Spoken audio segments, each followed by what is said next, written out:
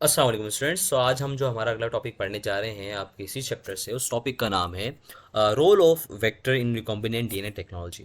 बच्चों, आपको पता है कि अगर हम रिकॉम्बिनेंट डीएनए टेक्नोलॉजी की बात करते हैं तो उसमें वेक्टर का एज अ बैकबोन के तौर पे किरदार है।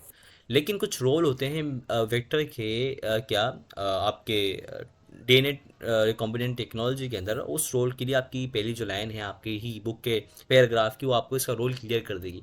लेकिन उसके बाद जो समझने वाली बात है इसी पैसेज में, इसी पैराग्राफ में, वो ये है कि इससे करेक्टर्स भी होते हैं। हर एक वेक्टर के पास कुछ चीज़ें क्वालिटी के तौर पे, करेक्टर के तौर पे होनी चाहिए, तभी वो आपका एज अ वेक्टर पे काम कर सकता है। और कुछ हम एग्जाम्पल भी देंगे कि वो जो वेक्टर हैं वो कहाँ कहाँ से लिए जाते हैं और किस तरीके से ट्रांसपोर्ट किए जाते हैं।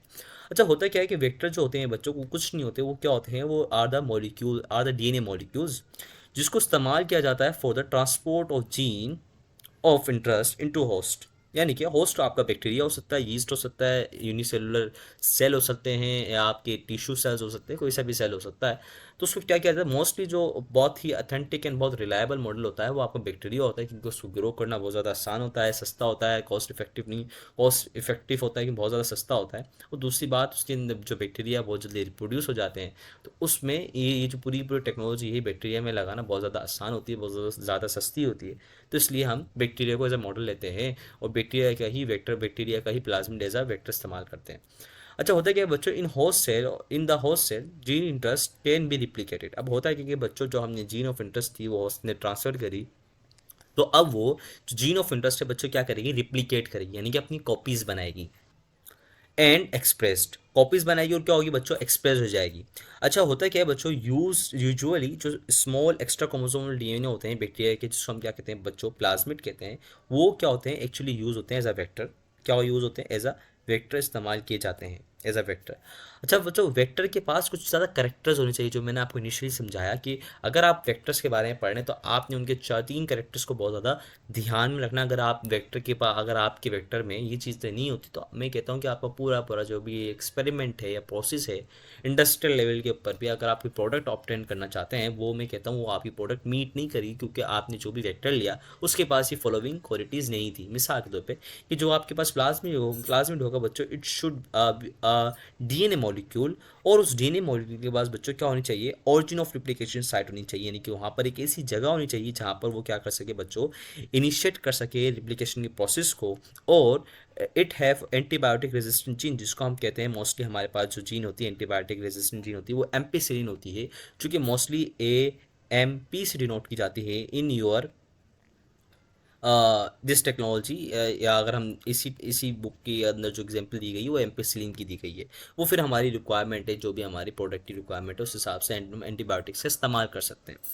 इसी तरीके से it has restriction site of different enzyme.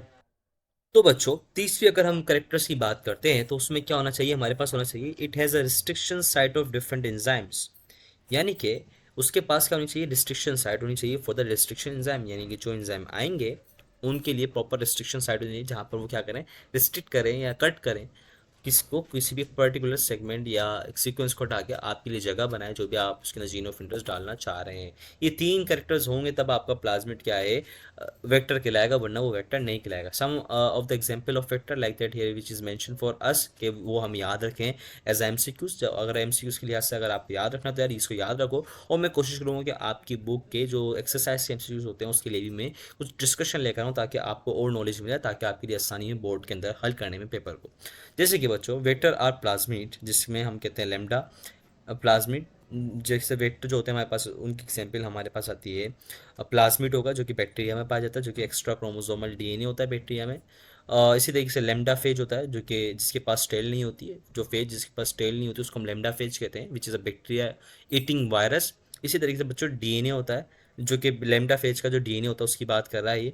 और इसी तरीके से बच्चों यीस्ट आर्टिफिशियल क्रोमोसोम, याद नहीं कि यीस्ट का जो आर्टिफिशियल क्रोमोसोम होता है वो हो गया। और दूसरी बात कॉस्मिड होगा, which is a combination of plasmid and phase DNA.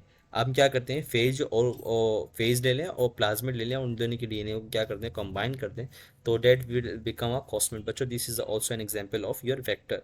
इन सब को हम ले लेते हैं और ये आपके लिए कुछ इन्होंने एक स्केच सा बनाया है कि ये हमारे पास पूरा पूरा प्लाज्मिड है और उसके पास एक ऑरिजिन ऑफ रिप्लिकेशन भी है, प्लस उसके पास एक एंटीबायोटिक रेजिस्टेंट जीन भी लगी हुई है और उसके साथ उसके पास सिलेक्टेबल मार्कर्स भी हैं। क्या सिलेक्टेबल मार्कर्स है जिनको हम कह सकते हैं लाइक फ्लोरोसेंट जीन भी कह सकते हैं, वो भी इसके ऊपर लगी हुई होती है। इसी तरह से प्रोमोटर रीजन है जो प्रमोट करता है रिप्लिकेशन को। इसके साथ साथ इधर प्राइमर साइड भी और उसके साथ साथ इधर हमारे पास क्या है रिस्ट्रिक्शन साइड है, जो कि इधर दो रिस्ट्रिक्शन साइड लगाई हुई ताकि आप जो रिक्वायर्ड जीन है उसको इंसर्ट कर सकें।